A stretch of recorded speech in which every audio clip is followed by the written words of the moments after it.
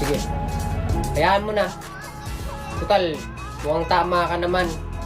Pangit ang ugali ko. Higit sa lahat, pangit pa ako. Ma'am, hindi po. Alam niyo ma'am, sa totoo lang, nagbibiruan lang po kami kanina ng mga estudyante ko. Kung tatanungin naman po talaga ako, sa totoo lang po ang ganda-ganda niyo nga po Haranahin kita, saan tayo mapunta? Hindi ko kaya palatang. Talaga? Totoo ba yung sinasabi mo? Ma'am, opo. Syempre kanina, kunyari, nagtatrash talkan tayo, kaya sabi ko, pangit ka. Tunay. Tunay. Opo, ma'am. Promise. Ang ganda niyo po. Mag-ano lang po kayo, magsuklay. Ito naman, no? Sadyang, alam mo ba? Mabilis ako ma-attract sa mga katulad mong palabiro.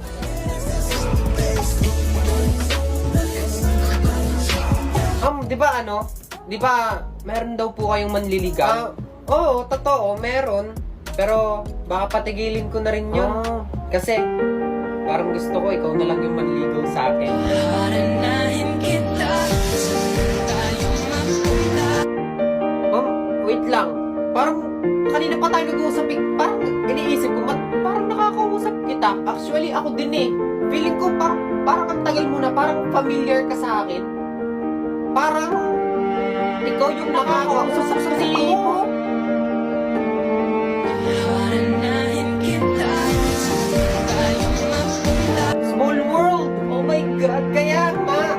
Di ba? Kasi yung friends ko dun din naghahanap sa team mo ng mga jowa at saka makakatuluyan. Nga ma'am, marami pong nagkakatuluyan doon dahil po sa team mo. Pero sa ngayon po, ikaw at ako, feeling ko hindi na po natin kailangan ng team mo para magkatuluyan. Haranahin kita, saan tayo mapunta?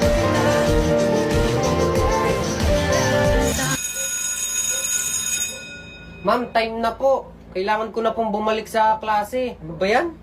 Time na agad. Siya, sige, bumalik ka na dun sa classroom mo. Basta, mamaya, babalik ka dito ha. Mo, ma'am.